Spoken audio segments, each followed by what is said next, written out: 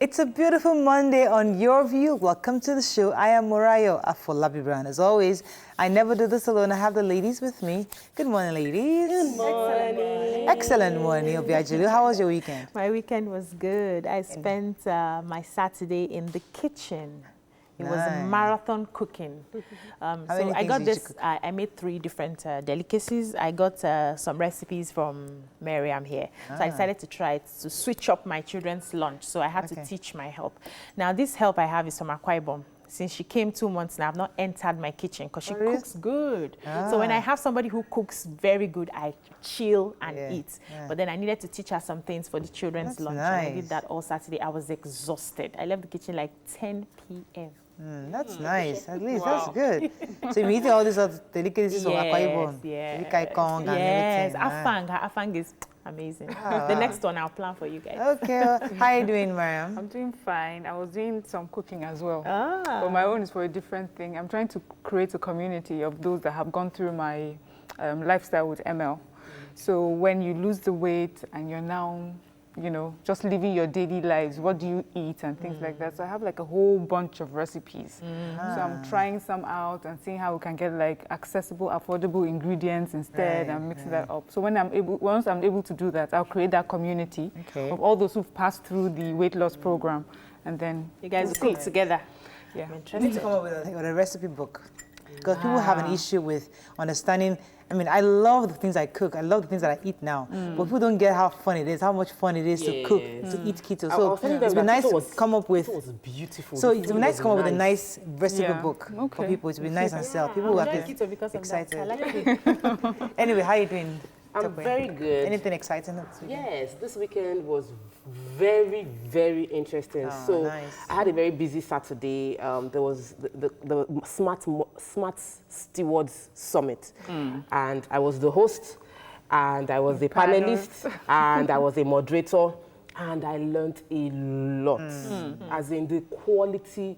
We need to bring more women. I got their contact. I want us to celebrate them. So one of them was the general manager for Sanofi. She covers Zambia, she covers Tanzania, she covers Nigeria, and she covers Ghana. And when she was breaking down how she arrived there and her blueprint for the next level that she had already mapped out, I'm wondering, are people like I know people are intentional about their life, but that most of us we just think that it just happens by chance. It doesn't. These people that have achieved that level of success mapped out their life, and they are doing courses back to back to move to the next level. I just sat down there and I was a student, and I was a happy student because it was a nicely well invested day for me. So I think we need to have more. I think everybody should be attending when you hear any conference, just go, because you will learn something there, and it just shifts your head that TMO version 2.0. What are we loading? My cousin actually had a DP version 2.0 3 years ago. I noticed now she has version 3.0. I didn't get what she meant. That she said that every 2 years she reinvents herself. And she's deliberate that she's working on version 4.0, and I'm wondering because which version we did? I don't know, like 0.0, because like how can you be that deliberate about where you want to be and you would start working, but that is it. And we make excuses for ourselves, but we need to do what we need to do. I'm happy. Thank you. And you? I'm good. I'm good. I mean, Saturday actually I was home all day because I just wanted to be in the house. I was literally on my bed, bathroom, I rested. But Sunday I knew I had a party, so it was a nice party. You looked beautiful. Why didn't you take like a proper picture? I saw the one on your husband. You had lashes on, right? As if you looked lashes. so I hates the lashes. My husband hates the lashes, but yesterday was a nice party. I enjoyed every moment. Of course, I expected souvenirs, but I didn't get any souvenirs. Oh, yes. So my husband said, let's go now, let's go now. I cannot start accepting souvenirs now. My husband said, let's go, we can't be. So we had to go to house fellowship.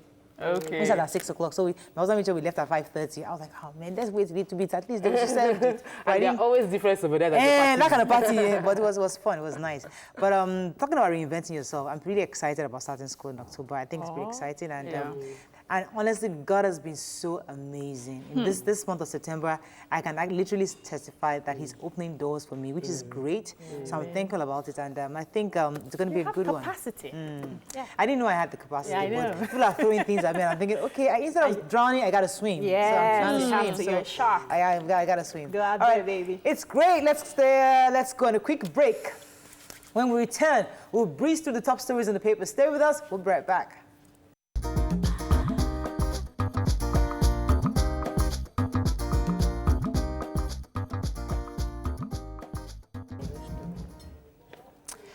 Okay, we're going to start with the nation this morning. South Africa's envoy heads for Nigeria on peace mission. No sacred cows in the $9.6 billion judgment probe. PDP governors okay appeal. Why Tribunal didn't rule on Atiku's citizenship. No NFIU order on lawmakers' judges' accounts. And Oyo to get 20 years growth plan, which is exciting because I'm actually happy about the... It seems, okay, then the Catholic bishop urged justice for peace to reign. I've been following the Oyo State story, interestingly, because he's been shaking up a lot of things, and he's donated his salary. He said he's donating his salary for all through 4 years to the teachers' pension fund, and now he's planning to unveil a 20-year growth plan for Oyo State. It's a good thing. We're waiting to see what the plan would entail. However, I know that the last administration had a detailed blueprint that was supposed to move Oyo forward. So is it possible that we don't just keep releasing new plans? Well, according to the report, he said that nothing like that has happened before in the state. And he's saying that the reason, because Lagos has a 25-year blueprint, which every governor was practically following. So he's trying to also put the next 20 years on paper, so that whoever comes after him doesn't have to do all the work anymore and just has that blueprint to run with. So hopefully it happens. Be released a blueprint too. Okay. The envoy here. Yes. Oh, do you want to take the envoy here? Well, go ahead. Go ahead. All right. So the president of South Africa, Cyril Ramaphosa, yes, has sent envoys to Nigeria, Ghana, and some other African countries. And he's just basically, the message is just reassuring fellow African countries that, that South Africa is committed to the ideals of Pan-African unity. And, this is because of all these xenophobic attacks against fellow African nationals in their country. Which is what you said a few weeks ago, that they should be the ones sending envoys, so not us the other way around. So which is great. So good. This came as shows respect. Yes, as a result of the fact that he was booed at Mugabe's burial. No, I think he must have been. Yes, he has also been booed. But he was. Yeah, but you don't know that. So that was what the paper said. Okay, all right, probably. Okay, moving on to the punch. Xenophobia, federal government to evacuate 319 from South Africa on Tuesday. Fish out the Federal University of Ekiti killer, says Fayemi to the Commissioner of Police. NLNG seeks $10 billion loan for Train 7. Drunk policeman stabs 9 persons at Ondo nightclub. External reserves lowest in 6 months at $42.8 billion. $9.6 billion judgment. Probe extensive, intensive, borderless, says Malami, and Shore seeks bail in fresh court application. I'm happy that the governor of Ekiti State has finally said something concerning this young child, young kid that was killed. Two of them. The two of them, right? Yes. Killed by the police and the Federal University of Ekiti. We're saying that we haven't heard officially from either the CP or the governor, but now he has actually said something on Sunday saying that they must fish out the killer, which is great, and at least he's condemning the act in every way, which is good. Okay, let's talk about the drunk policeman. Yes, so this particular policeman, his name is Taiwo Orishade. It happened in Akure, Ondo State. He went to a club and then I think he got drunk and started stabbing people. So according to an eyewitness saying that he just started, he was harassing a lot of people, and while they were trying to calm him down, he wasn't paying attention to anybody till he got out a broken bottle and started stabbing people. So the PPR of the police is saying that investigations are ongoing. About 9 persons are in the hospitals now receiving treatment. So he's saying that they actually had an altercation between him and those youths. So, but that investigation is ongoing, and if actually he's wrong, he'll be dealt with, because they will take that. Wrong. You stab somebody, you're already wrong. They are doing investigations. Taiwo is Orishadare. Oh, you were laughing. I knew because I knew the name. I was like, it wasn't that. You were waiting for me to mess up. Okay, let's move on. To another paper. Shore has applied for Shore, bail. okay. Yes. So remember, his courts, his lawyers that's represented by Femi Falana and the team had challenged this in August 9 before, and it was denied, and they've reapplied for bail again, saying that it was unfounded, he didn't carry out, he wasn't planning any terrorism process, and he wasn't trying to... Revolution. He wasn't trying, no. One of the lawyers, that it wasn't... he wasn't trying to disrupt the country. It was just a protest. He was not trying to take over the country. He's not leading to take over the country. Allegations, this is like, he's not mobilizing Nigerians against the government. He was just mobilizing for good governance. So, and the allegation against him was that he was being funded to upturn the government, and that wasn't the plan. So they've protested, I mean, they've already applied again, and we're hoping to see if they would release him. I don't think that he should be held. I think he should be retained in the country, that he can't travel, they can still be answering the questions, but he shouldn't be. But a lot of human rights and activists are not really fighting for this. They're not speaking up. You would expect everybody. Everyone is speaking, but others are just being quiet. I've not heard from Uduma King. I've not heard from all of them that always come out. Suddenly, everybody's quiet. They're taking government appointments. Moving on to Vanguard. Taking government appointments. Oh, God. You don't know that.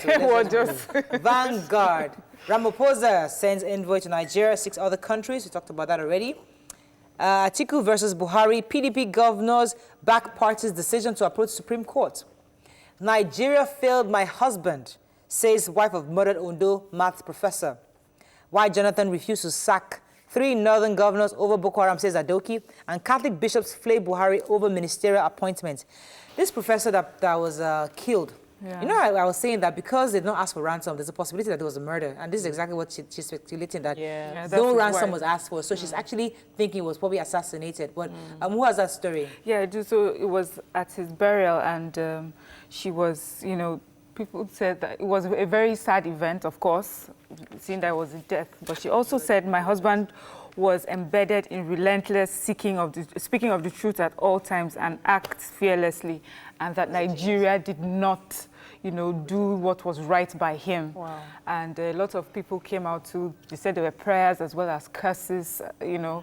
So it was really sad. I mean, it's really tough. He's redeemed, and he's somebody that was very, very active in his church, and also loved by his students, and his wife called him a genius. Yeah, the genius. And it's really sad that he passed on. And she said, and she was really saying that the government has really failed him in every way. This is not somebody that in the barest minimum, we should find the culprits, and they should be brought to justice. At least that will bring succor to the family. Okay, Daily Sun, very quickly, $9.6 billion debt saga. Nigeria fights back. 2023 presidency, it's Southeast turn, says Balarabe Musa and Babatokwe Williams. Xenophobia, Akinyemi asks federal government to drag South Africa before ICJ, that's international courts. New power investors jostle to replace Gencos and Discos as contract ends December 31st. And senators source loans to prosecute election cases. Okay, $9.6 billion. Who has that story? Okay, I do. So the federal government is going to set to prove in court that this was just a scam in the beginning, that there was that this contract, first of all, there was it's a ghost company with P&ID because there's no physical building of this company. And also, they said that this contract itself was neither presented nor debated by FEC. That's the Federal Executive Council. You know, the president was sick at the time, actually. They said that he was sick at the time. Yeah. But I mean, that's not even a good excuse. But anyway, so he handed over to Jonathan now. Yeah. So they're saying in between that. That's why. Anyways, the point is that before 2015. This no. He was given in 2010. Yes, under Yar'Adua, and Yar'Adua later fell ill. And then Jonathan came in as an acting president before he became. Yes, that's what they are saying. According to this report, they are both local and international collaborators, and all of them are going to be taken. He said this time there will be no special person or no special case. Everybody will be brought to book. This was almost like a colossal embarrassment for the whole nation. You must find the person that started this matter. Name them. They want to defraud us on a huge scale, international level. Your father. Who are you? Please, you must find them. Yahoo. So 2023, please. Yes, so we have Nigerian Army Major General Ishola Williams and the former governor of Kaduna State, Alhaji Balarabe, supporting 2023 to be given to the Igbo president. Yes, the Southeast, saying that the Southwest has had it, the South has had it, the North has had it, and this is an opportunity if we want to show that we are, we're fair and there's justice and make it all inclusive for the Igbo people, that we should give an opportunity to the Igbo people. I think that should be. But there was an opinion saying that Bola Tinubu is vying for the position. So he's saying that he can go ahead and, As constitutional right. Yes, but then we should all come together and support an Igbo person. Because it actually should be... This is just them advising. Because it's a party decision. If each party can agree to cede that position to Southeast, then all parties are presenting Southeastern candidates, then it's a better chance. But if you're just advising, they can decide not to take it. Yeah, 2023 is still a few years ahead, so I think we just focus on governance. I know they are, but rather than focus on governance. And in the end, people will only vote for who they Final want. paper is The Guardian. FG to make 2 trillion naira in the 2020 from increased VAT. Let's find a story we've not stuck. Yellow fever kills 23, infects 169 in BudgiT. And one Ohanes Ndigbo will not congratulate Buhari on Tribunal's victory. Okay, who has the BudgiT story? Yellow fever, go ahead. Yes, so the Nigerian Center for Disease Control, NCDC, yesterday in a situation report is saying that about 23 persons have been killed with the outbreak of yellow fever in BudgiT, and it's spread to other states, Borno, Kano, Gombe, and Katsina, but they are doing everything that they can to curtail, so people need to be more careful. Cool. That's all we can take. That's a wrap on Front Page Review. When we return, we'll discuss a few hot topics. Stay with us. We'll be right back.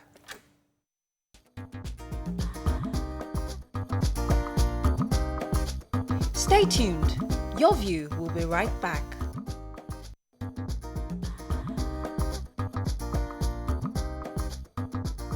Welcome back to Your View. Thanks for staying with us. So recently, social media went for our friend Seun Onigbinde, director and co-founder of BudgiT, as he was appointed by the federal government as a technical advisor at the Ministry of Budget and National Planning. The data analyst, who often criticized the current administration, disclosed this through his Medium account on his Twitter page. According to reports, has been actually deactivated. Now, this has generated a whole lot of controversy amongst Nigerians. So what exactly is the issue? What are your thoughts on it? Are we saying, should he have taken the appointment or should he not have taken the appointment? Let's hear your view. Let it count. You can call us on 070-8066-8014. You can also tweet to us at TVC Connect. Please hashtag YourViewTVC so we can read your tweets. Okay, who wants to go ahead first? Because when you heard this news, what came to mind? The first thing that came to my mind was this particular guy. Does he have the capacity to do this job? And I know that sometimes people criticize, they'll tell you they are doing what they call constructive criticism, and they've not constructed anything. Now, this is an opportunity for him to construct what he has been criticizing, and I think it's a good thing, because you cannot have that kind of strength and intelligence, and you're seeing the wrong things. Now you have an opportunity to, go there and change, make a change. You should be, applauded to go ahead. So that will encourage young people who are seeing things in their different areas that say, okay, the federal government can do this better, this particular parastatal can do this better. When they get the opportunity, they should be encouraged to go there and put in the work. Let me hear your point on this. Okay, so first, I just want to put some things clear. He has come out to say he did not deactivate his Twitter account. This is something he does regularly. He declutters his Twitter, and it just so happened that it was decluttering at the time this news came out. We need to put that out. Oh, yeah. Secondly, I mean, everybody knows BudgiT. We know the amazing work that they have used this platform to achieve. A lot of us finally even understood the sort of questions we're meant to ask of our leaders, how they spend our money. And they would openly call these people out. And then you now finally have the brain behind this thing, of course, with his other co-founders. Yeah. But the brain behind this, and we want to go and put him under a basket or put him in a hole and tell him to stay there.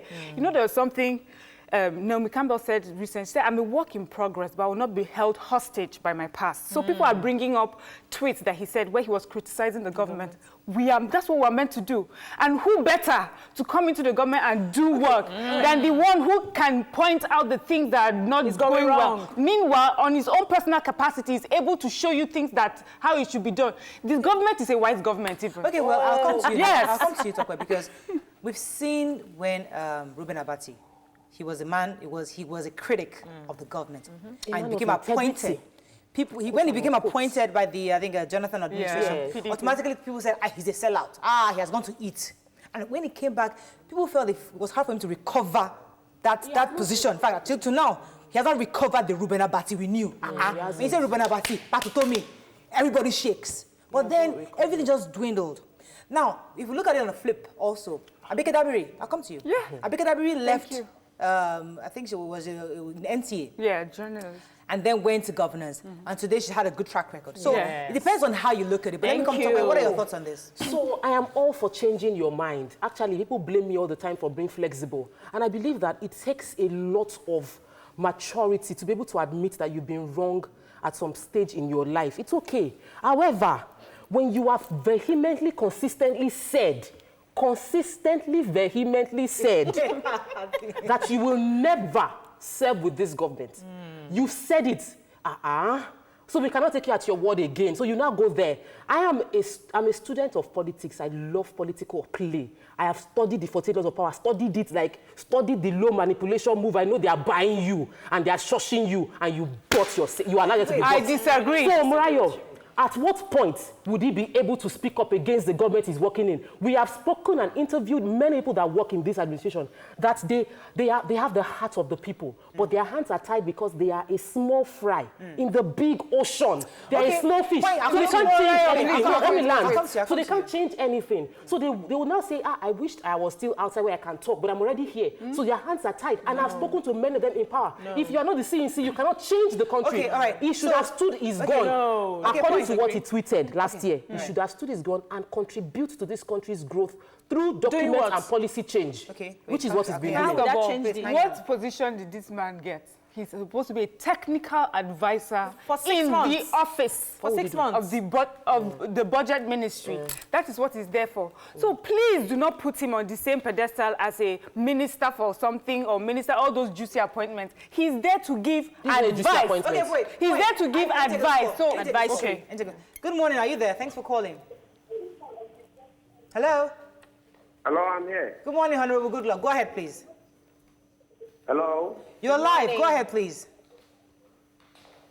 Okay, I want to know the real topic of appointment of Seun Onigbinde. So, what is it? Technical advisor to the Ministry of Budget and Planning. Truly, I want to inform about the appointment of so. Right, I believe if the appointment has been dated and he has accepted the appointment or not, so I believe he should go ahead. He should go ahead with the appointment. I'm not reject the appointment. Being given to him.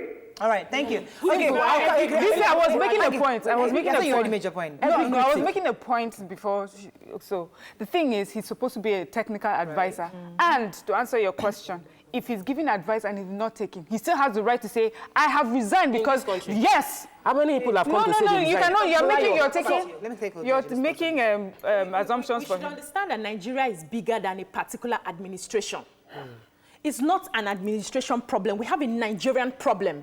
So I know that for you to be able to cause change, you need to have a platform to do that. So sitting on the sidelines and writing and talking will not cause the change that is needed in there. We need people to go in there and do the work. He has caused a huge change and he just watered it down. No, he did not water it down. This is the time to show. I feel that he has caused a huge change. Huge change. I can't count how many times on this show, before we come on air, I go to BudgiT to find out what was the budget for a particular ministry for 3-4 years back to back. He has informed Nigerians. He has done something that many people will never forget. But now he's tainting that image. And I'm saying this with all sense of responsibility of the fact that we have a government that shushes, that they believe that everybody that criticizes government is looking for appointments. And every time we hear it, oh, you are critiquing this government because you want them to give you appointment. And then they give you the appointment and you take it. So next time I have the government, they will say Tokpa is looking for appointments and they water down what I just said. But you know that some people look at us on this table as hypocrites. Yes, now. They will say we're playing lip service. Let us explain. Why because they feel that one day, everybody on this table at some point is looking for some kind of appointment. But my question to you, therefore, is, if you are given an opportunity to fix this country, would you take it? Murayo, I will take every appointment that comes. You know why? Because I have never said I will not take. I have never said I will not work in government. I have never said, I cannot say with one mouth. You know, we had a guest on the show that came 2 years ago. The man said, if you are going to chop, don't talk. If you have chopped, don't talk. If you are planning to, if you are chopping, don't talk. In this government, if you want to remain neutral, and I am the queen of, whenever Maya asks me to define myself, I'll say I am balanced, I am objective. I will remain in the middle of the fence because I know that I want to be in governance. If you are low-key eyeing any government position, don't come outside and be forming, I am holier than that, because you will come back and you'll be eating those words. Okay, thank you. Let me take this call. One, are you there? Hello, good morning. Go ahead, please. Okay, about the appointment, I just want to say that sometimes even the whites, they do this. You can see a hardened criminal, they will recruit the person, pay him very well, and then make him to join the force. And when such people join the force, they usually make great impact because they know the nooks and crannies, they know the strategies, and they do a whole lot of great jobs. Yes. So in this Seun's case now, I just hope that if he goes in there, he will change the tone of the music, like he won't join them to the tone. Thank you very much for that, Natasha. See, that was actually where I was going with when I was saying that the hypocritical. Because the truth is that we say every single day that we must be the change we want to see. Exactly. Now, if we're getting young people who are now bringing themselves into governance, and we keep criticizing them, because then I would never, everybody at some point has criticized the government to the point that I would never be part of them. But if then that opportunity sometimes, you have never said it. Some people have never said it. Have you said it before? I haven't said it. I've never said it. If you will not join those things, you shouldn't hold that against anybody. Say what you would do. Should you hold that against anybody? When they appointed Ngiri, this guy from Channels, I forgot it. When they appointed him, people were like, so we see why he's been saying what he's been saying. I have followed his career since I saw him on TV, and I followed him after his appointment. He's doing a fantastic job of defending the government. He never before government was criticizing them. He was at any point in time saying that this is what they are doing. He was never, he wasn't patronizing them. He wasn't patronizing them, but he was balanced and neutral and professional. You rather Seun Onigbinde just stay in his cocoon and not give himself to the government because he can do it. But because I don't want people to say, I supported Obi Ezekwesili. People kept saying that Obi Ezekwesili is trying to score a political point. She was leading protest, but she never said she would not serve. And she has served, and she left, and she came back again that she wants to serve. And if she says tomorrow she's contesting, I will vote for Obi because she protested without being bitter and being petty. May I please? So, you know, after all that's been said and done, the thing that what's most important is that this is a man that's coming with a lot of experience and work, and he's going to impact our economy with it. Simple, and I hope that they give him the opportunity to do that. And he's not the first person to do it. We know how respected Wole Soyinka is in our country, and we know that he took up a position during IBB as the head of safety, road safety. We know that work he did, and what we have today. We still have so much road accidents, and because of his input, today we have a whole Federal Road Safety Commission. We will imagine if at the time he started doing it and he rejected it. Imagine the lives that would be lost. So let's stop sitting and arguing about what people would say, what people might think, and not concentrate on what exactly somebody is doing. And that is what we say. I want your problem now is the fact that he said he can never work with the administration. He said he will never. He will never. Ever. He could have said it out of anger. People say things out of anger. Okay. He's upset at what is happening, and he's can't a man change his mind? Exactly. I'm all for changing mind, though. So you can say something today. You can say something today and change your mind. Let me finish. You can say something today and change your mind. People see us here, we sit down and we talk and we give information. And in our own little corner, we're trying to effect change. But do you know that if you find yourself in those ministries, that the way you vibrate here, you will vibrate better there and get the job done? Isn't that what we should be aspiring to as young people? I think that is where the problem is. So whether we say we are going to work with the administration or not. Like I said, he has already taken that position. Right. So yes, whether people protested against it or not, he has decided to go and serve. And he's somebody that I feel has the intelligence and the diligence because he has put it into play. We've seen him work. So what I'm expecting is, Mr. Seun, because a lot of young people have looked up to you and respected and admired you, if for any reason you feel stifled in power, that you cannot execute what you want to do, save your name and step out. Save your name and step out. There are many of them that have not stepped out. He's a smart guy. No, he doesn't need your advice. Doesn't need your advice. I'm all for Nigeria, so the good of Nigeria is most important. So the truth is that, I mean, in a nutshell, we support, we want a better country. Yes, and I support if there's anybody out there that can do the job, please do the job. We don't care if you said it, you never do it. It doesn't matter. We want Nigeria to be fixed. In fact, if you said you've never done it, I can come and beg you to please change your mind. Okay, that's all we can take on this segment. When we come back, we discuss governors and their security votes. There was a debate last week between BudgiT and the governor of the president. Governor of Ekiti. Governor Fayemi. Stay with us. We'll be right back.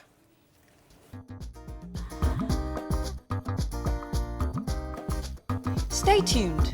Your View will be right back.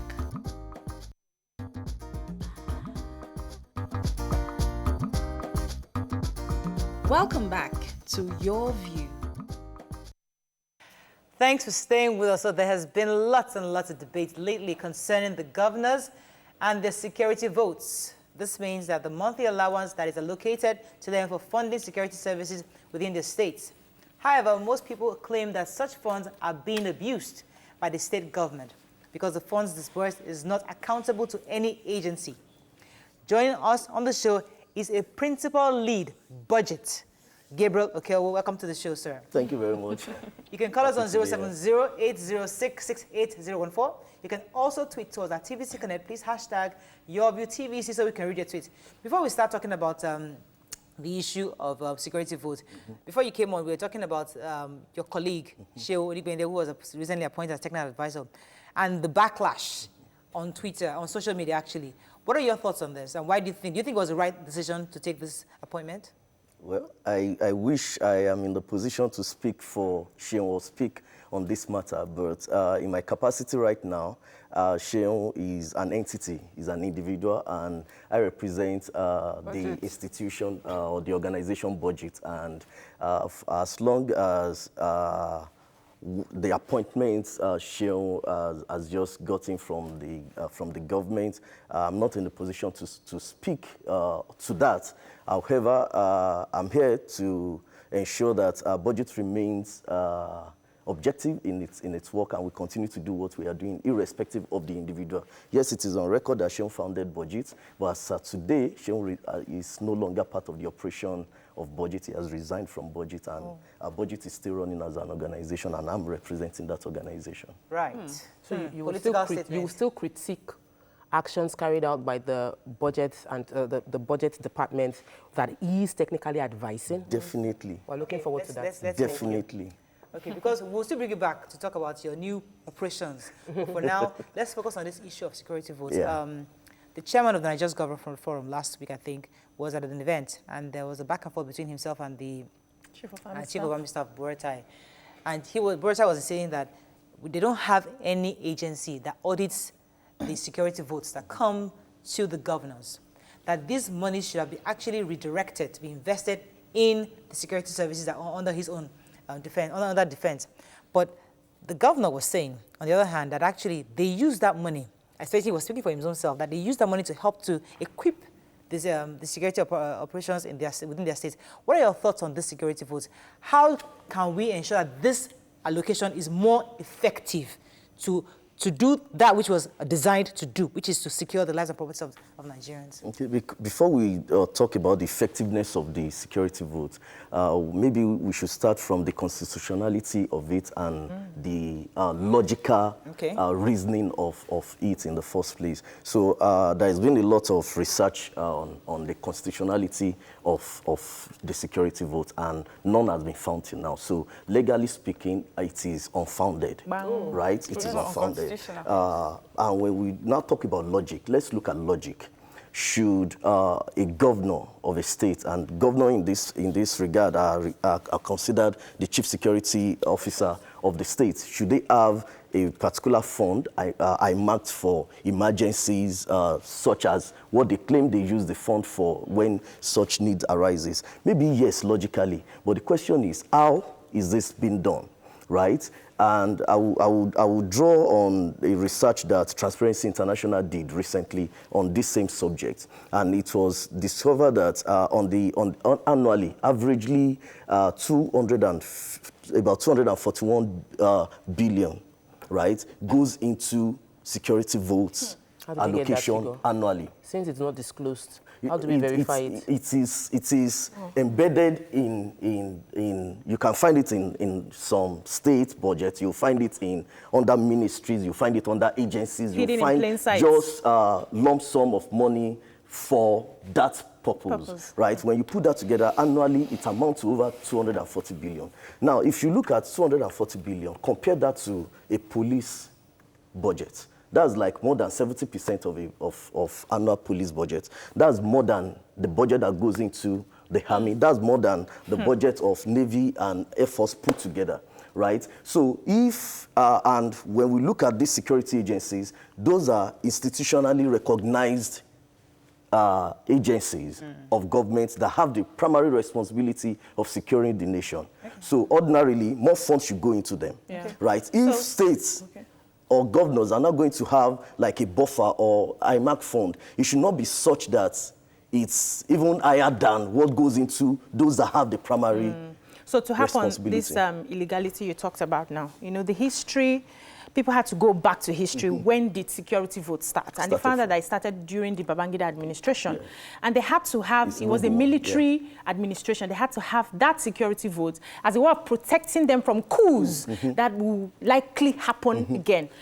And this is a democracy. We don't have coups happening. That's one. Secondly, a couple of Robert Clark and Dele Adesina, they are both senior advocates of Nigeria. They said they have scanned through the 1999 Constitution and there is no place that it was written that there should be security votes. So it's illegal. Why do we still have something that is illegal operating at the moment if there's something not fishy in it? So we'll still now then go back to the same history.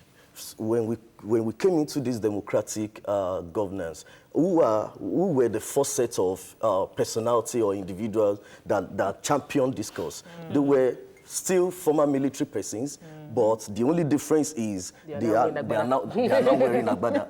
And they have enjoyed the largesse of such security votes under military. They know what it is used for, and it was just easy to maintain it. Now, the irony of it is now that instead of it even now reducing, because, I mean, under democracy, there is no coup. Nobody can coup you anyhow, right? Before you can even be cooled, there is a process that will take. It won't just happen overnight, right? But it's there because it's benefiting. It started from that history of it benefiting those same set of personality that we now have. So one of the reasons that this has even come up is because of the recent meeting that they had with BudgiT. And what for me is even most important is that this fund is unaudited, unappropriated. Everything, you just receive this money and there's no trace. Why would we be doing that? Topper was saying that how do you get to know these funds? I think I saw the same report that you have, and it broke down like monthly what they get, and it's almost 5 million, 500, between 500 million per month. And we're talking of states that have been unable to pay salaries. So how does government allow this happen? Is there a collaboration with federal government to? Is it like a payback to governors that are in the same parties as federal government? Both states and federal government are guilty of this because it is there at federal government level, it is there at state government level, right? And when you, in fact, you see the whole discussion around this even negates the fact that we still seek support from international donors or bodies for security assistance. And private organizations. Right, because what goes into this, when you look at the U.S. pledge to assistance to Nigeria on security, is like 9 times what we have under security vote is 9 times higher than what U.S. is willing to support us. So we have enough money and we're still collecting funds. UK, 40 million pounds that UK is pledging is like 12 times higher than what goes into our security votes on an annual basis. And what we are seeking for, right, because if you look at what we do, we are not lawyers, we are not into constitution, but we are into the transparency of the process. And I remember a peer organization, SERAP, even writing recently this year, writing to the federal government and all the 36 states, saying that under the FOI Act, which allows us to ask such questions, to give us a breakdown of how this money is spent. And I'm not sure anyone has exactly. So that actually is my point, because it doesn't look like we're going to get the governors to decide to let go of their security votes. Even the governor of Oyo that has said he has let go of his salary, I don't see him coming out to say, security vote, oh, I'm not going to collect anymore. So I'm challenging him. Anyway, but what I think that we should look at is how else can we manage this situation? So have they been effective in securing lives and property in the states? No. Are there crises within the state? No. Yes. What should we push for? If we're pushing for them saying no security votes, it might not work because you have the 36 of them and they're all in power and they have funds. They might not let it fly. What else can we push for if not accountability? I'd like to go back to what Governor Fayemi had said, because he was trying to make us understand that issue of security votes had been even before the colonial masters. And he said something about saying that if we abolish security votes, it will bring down development, increase insecurity, and also slow down the various states' responses to emergencies. We disagree. Because you continue to wait for them from the center to send you security. Okay. But this security is supposed to empower the states to secure the lives of property. That's what he's saying. In addition, I'm telling you that. So there's one thing about, is it being effective? Is a different issue. No. Hang in there. There's a fund. It's not right. Wait. Let me ask the question I want to ask. According to the governor, these funds can be used to help secure their states. Yes. If we follow the objective, it might make sense.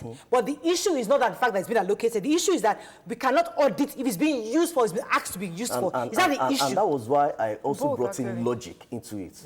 Is it logical for there to be like an IMAC fund for emergency before the federal will respond? Is it logical? I think it's logical. Is it logical? Yes, we'll say it is logical. But what is the process? What is the process? Should this just be something that one man can just give an instruction and the money is out? But it's not okay. The procurement process is not subjected to the public procurement process, right? Let me come to Mariah. I just want to say, Mariah, if this money is kept in central bank, for example, and they say to you, okay, governor, so and so, this is for you. Whenever something happens like that, you go straight to central bank. Then you see the process. But to hand it over to you, and then you move it out to Ghana must go back. Please. Because the process on ground now does not give any governor the right to respond to security issues by himself. But they do. Because you cannot command, the commissioner of police cannot take action without the IGP. Yes. It's not constitutional. The cannot take it. You have to wait. Every time there's a crisis, the governors give excuse to us that the process did not follow through. So when they give us this statement, it contradicts the excuses they've been giving us. So what should I now take? Same thing in different ways. Nobody's disputing, do we need these funds for security, yes or no? We do. We don't need this to go through the government. No, the issue now we have a security apparatus that can be funded directly. So why are we asking for state policing, regional policing? Because if you don't trust the government, I can't hear anybody, guys. Hang it there. Let's be sure what we want. Let's take this call, then we'll come back. Okay. Good morning, are you there? Yeah, good morning. Thanks for calling. Go ahead, please. Okay, thank you. Concerning Seun's appointment, please, I will appeal that we should encourage such personalities to take jobs in government because they have very, very useful contributions to make. We cannot continue to pull down, those that have the required skill to perform in government. We shouldn't be doing that. We shouldn't be even seen doing that. Rather, we should encourage them. So that when he gets there and he doesn't perform, we can also criticize him, or he can be a party to telling us why things don't work in government. I want to say that criticism is an alternative form of construction. So those who criticize and say, okay, I'm not going to go into government, they are simply just angry. Yes. We have seen Abigeda Bridge is doing very well. So let's go with the positive Thank you very much, Joshua, for the point. I'll come to you, BudgiT. There's a point I'm trying to make, and I want you to agree or disagree. I can't speak for the Lagos State government. What I have observed and what I'm assuming is that some of these funds are probably used for maybe the LASMA, the LNSC, the RRS, the other fashion that was used. Hang in there. No. As I said, I'm not speaking for the government. But the point is that many of these police officers were equipped by the state governors. They give them vehicles, they give them ammunition. So as much as we all criticize the fact that we can't audit how much was spent, if it was spent accurately. But the point is that can we confidently say that these state governors should not be empowered with some kind of budget to support the security forces services coming from the federal? There should be a process, right? If we look at, I wish I can mention state, but you permit me not to mention state. Some states now are taking innovative approach to this by establishing what we call the State Security Trust Fund, right? Which is now an agency. If that agency will function the way it should be functioned, it should be an independent agency that will also be subjected to some process of audit so the issue is and checking. So, but if to now make it, to legalize it, it has to go back to the process, starting from legislation, right? It should be subjected to legislation. Let the legislators, right, and go through the process of establishing that state security. Let me take this call very quickly. Hello, are you there? I think we lost that call. Go ahead. The issue for me is not the budget, you know. The issue for me is transparency and accountability. And all of these ministries that the governors claim that they use these security votes for, they have their budgets. So what happens to putting the funds in the right ministries for them to handle it? The police have their own, because they have said that they don't receive anything, they have their own budget, and they mention the amounts that comes to them. The army, they have their own budget as well. So why don't we, instead of securing money, keeping money, calling it security vote for the governors, put it in the right ministries. Let us see how this money moves. That have the institutional responsibility. But that's not the question I want to ask. What we all want is good governance. We want, as citizens of every state, to feel safe at every point in time. So if there's an allocated fund to make me safe, and I don't feel safe, and the money is being spent, and I cannot even question how it's being spent, then there's a huge problem. You know, I wanted to just add to that, because Buruta also sort of accused some of these governors of using the security vote to exaggerate what's happening in their states. In fact, they have accused them of sort of being the powers behind this insecurity in their states, so that it can get more security and things like that will more continue funds. to happen. So in a nutshell, I want you to just round up on this. Things like that will continue to happen. Yes, they know what it is meant to be used for, but the fact that it is not made open, there is no transparency around it, and they are not accountable to anybody around it, right? They can divert that fund. They can use it for any other purposes that will not be able to lead. Thank you so much, Anganda. Thank you very much for joining us on the show. We have to go on a break now. When we come back, a lot of Nigerians have been asking what exactly happened at the at the tribunal between Atiku and our president. Stay with us. We'll be right back. Stay tuned. Your View will be right back.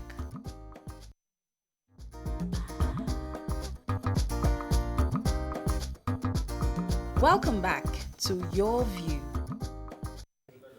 Thanks for staying with us. Before we go on to the next guest, we have with us Honorable Segun Onigbinde, who would like to join the last conversation. Good morning, sir. Are you there? Yeah, I'm here. Good morning. Morning. Good morning, everybody. Good to have you on the show. Go ahead, sir. Yeah, thank you. On the issue of security votes that you were talking about, yes, I think it is important for us to get something clear here. The issue, if you go to your police station in your own area now, you will discover that they will tell you they don't have money for this, money for that. Yes. And all that has been budgeted for. But the security votes that we're seeing a lot of, when we come to Lagos State, for instance, that's where I can talk about. You understand that the level of security that we have in Lagos wasn't the same that we do have in the past. So it shows that there is something working. And when you decide to start having bureaucratic bottlenecks in the issue of or the way the money is being spent, it called for a lot of challenges in future. It is better the way it is now. When a security matter is not something that even the governor will have to discuss with the members of House of Assembly or discuss with somebody that I want to spend money because they want to go and arrest a particular issue that has to do with security in a particular area. So all these, when we talk about security, it's not something you just bring on the table to discuss. All right, thank you very much. When we are discussing on the floor of the House, then we don't discuss issues that we know will affect Lagosians in a negative way. So for me, I think it is appropriate the way it is now. Thank you very much, sir, for your thoughts. Let me come to our guest. Last week, Presidential Election Petition Tribunal dismissed the petition filed by the People's Democratic Party and its presidential candidate, Alhaji Atiku Abubakar, who challenged the victory of our President Buhari at the February 22nd, 2019 poll. Joining us on the show to enlighten us more on exactly what happened during the tribunal is a lawyer, Barrister Kabir Akingbulu. Welcome to the show, sir. Thank you for having me. So before we go into the issue of the tribunal, what are your thoughts? Do you agree with Honorable Olunlade concerning the security votes? And is it constitutional? Because Fayemi was insisting that, Governor Fayemi was actually insisting that it's been there even way during the colonial masters. So in your thoughts, is it constitutional? Well, let me start by saying that however long the rope is, there must be a source. Okay. Now, if we start from that angle, we will understand that, well, if you talk about constitutional security vote, what is the source? Where did you get it? Okay. It's not budgeted for. These are things that you don't see anywhere. Okay. You just come from nowhere and say, this is the amount. And don't forget, every governor is at liberty to fix what the security vote is in every state, depending on how rich the state is. And in Nigeria today, the average is 300 million, the least you can get. You can't get anything less than that. And now, imagine how many roads 300 million naira can build in a month. How many hospitals? How many hospitals it can build? You understand? Now, you are looking at, somebody is saying, my problem is this. Yes, let's assume it's there during the colonial era. But in America or anywhere that we run to America or Europe when we want to. But then, is there anything that President Trump or whoever in the European countries will do without accountability? Oh. Now, is there anything the governors are hiding that they don't want us to know? If you know, well, you can't discuss issue of security because it is sensitive, because it is, it is very, very dangerous or whatever. But then, you should be able to account to us that, well, security vote for this year is 10 naira, okay. And I have spent 10 naira. Back to my issue. Now, there is nowhere in the constitution or any law whatsoever in Nigeria that there is provision for security vote. So it is illegal. Okay, so back to the question I tried to ask earlier.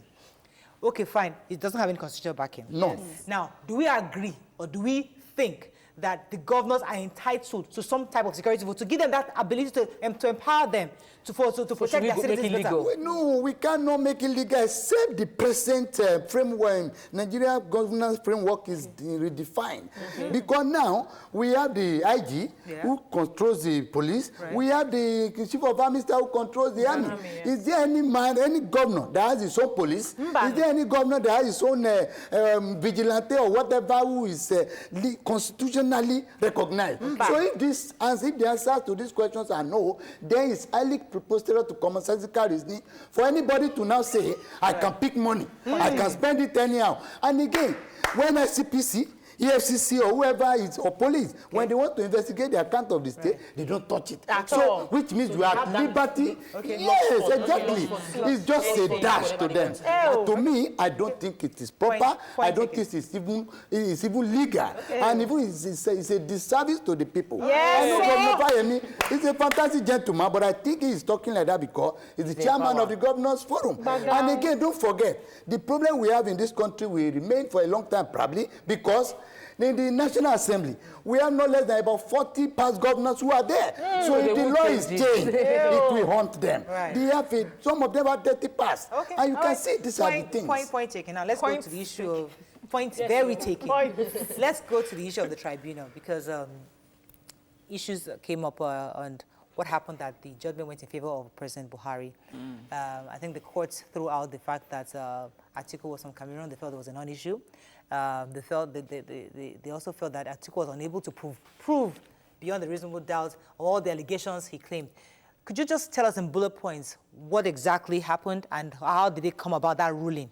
You see, first of all, in Nigeria, we seem to forget the background to an issue before we dabble into it, and sometimes we color our minds with some sentimental disposition before we hear our view. Now, first of all, I have to say, I'm not a member of any political party in Nigeria.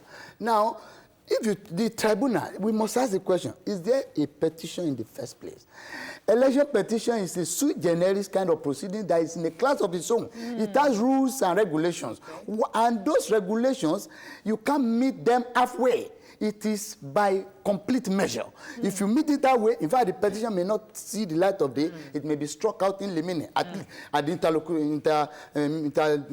interlocutory stages. Now, in the petition filed, the whole petition is about 147 pages, covering the entire Nigeria, 36 states, including federal capital territory, 774 local government, 19,973 polling units. Okay. So even if you are taking it paragraph by paragraph, you will have 19,000 that in polling unit 1. This is what happened. Okay. You will have about 19,973 paragraphs, which cannot be covered in 147 pages. For instance, in the election petition of Ekiti recently, the one filed by PDP against APC, the present governor, Fayemi, it was a petition of 2,684 pages to cover 16 local government. These are people bringing facts to the table. Right. Now, if you come to the tribunal, poor, you must live worse. You understand? You must put something on the table. The judges, the justices at the Court of Appeal in Abuja, they were not in Ondo State. They were not in Ekiti. They were not in Akwa Ibom. They were not in Lagos. Right. They do not know. They did not know what happened.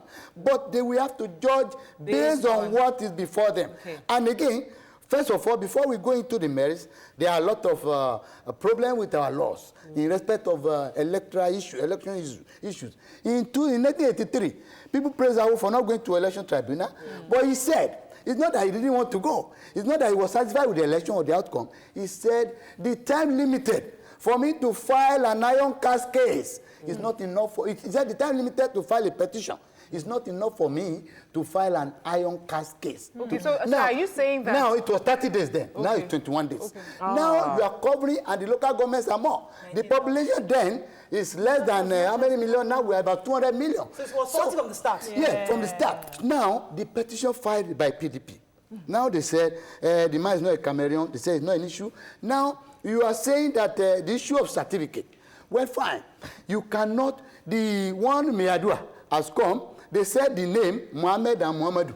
And Meadua is a witness for APC who came and said, no, Muhammadu or Muhammad depends on how the tribe that is calling the name. That is the strength of their case. My name is Kabir.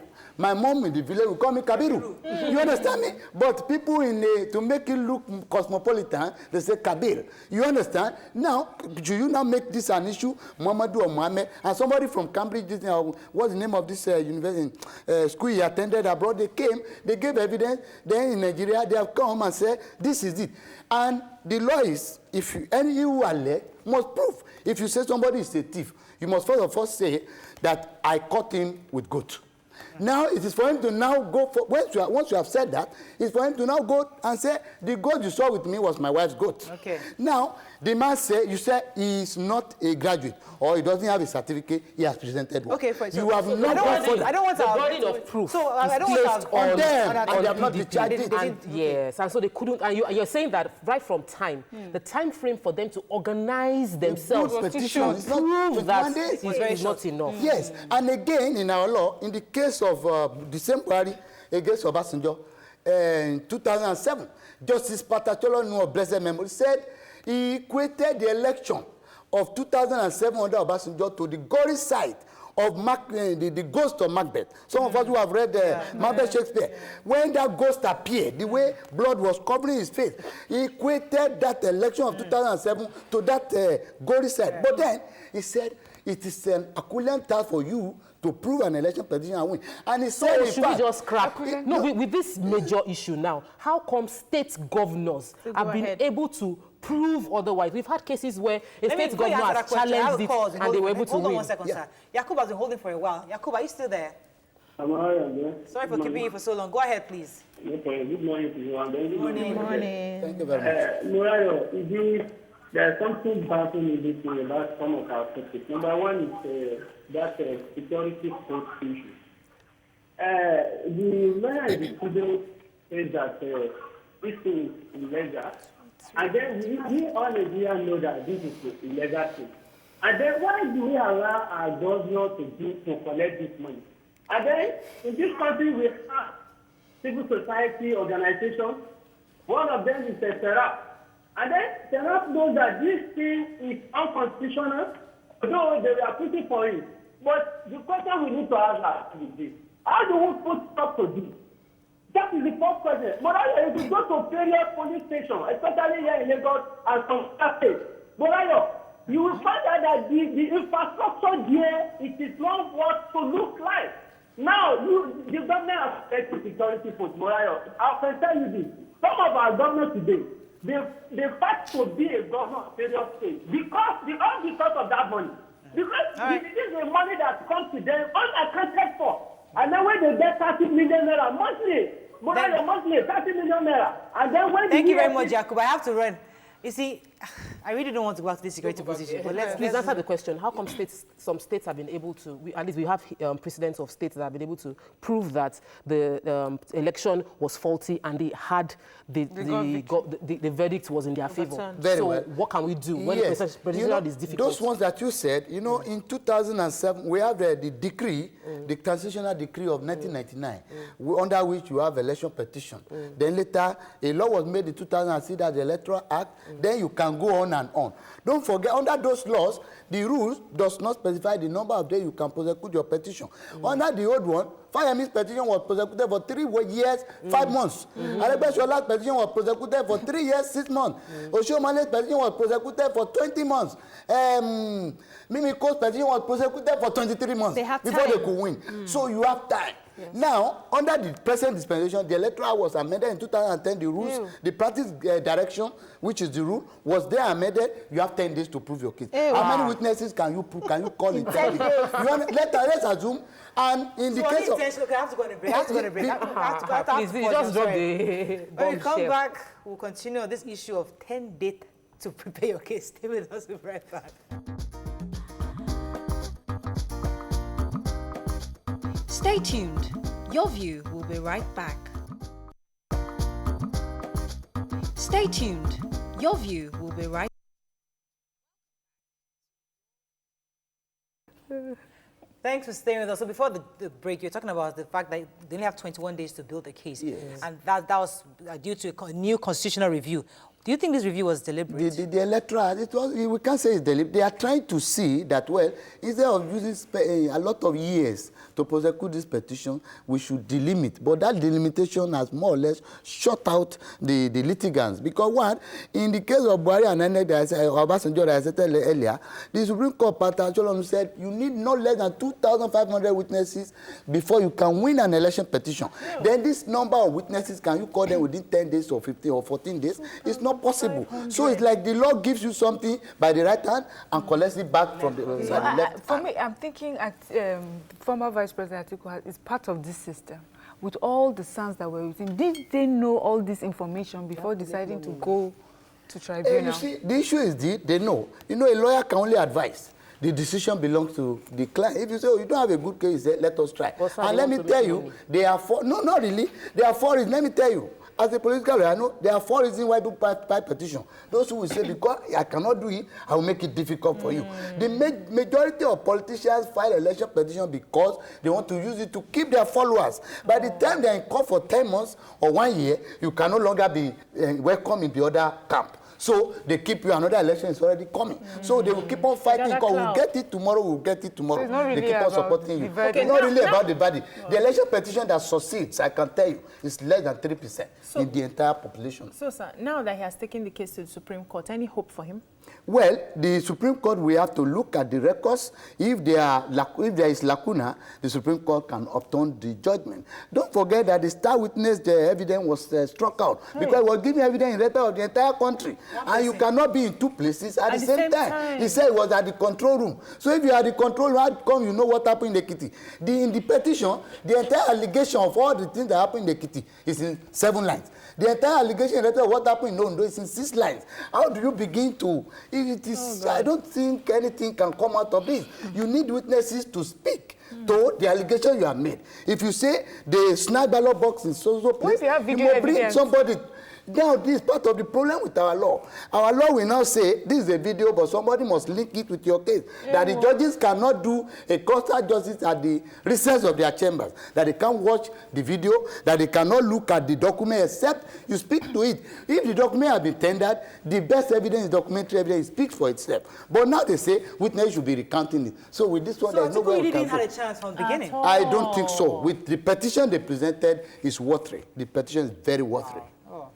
With all the sense. And yes, and you know, don't forget, Nigeria will say this, when they upturn election in Zamfara, some other places, democracy is working. But when it is the other way around, it's, oh, the judgment is bought, but the court has to wake up and be firm. So that when a matter is pending in court, you don't have the right to speak derogatory remarks, to say about the judgment. That's what Judge Sidaban did the other day, fantastic one. We cannot rubbish our judiciary. Once they have spoken, that is the law. We must take it. Unfortunately, that's all we can take. Thank you so much, sir, for joining us this morning. It's a pleasure. I think we learned quite a bit from you already. Yes. You seem very passionate about the law. So yes, he is. Very knowledgeable. Knowledgeable too. Okay.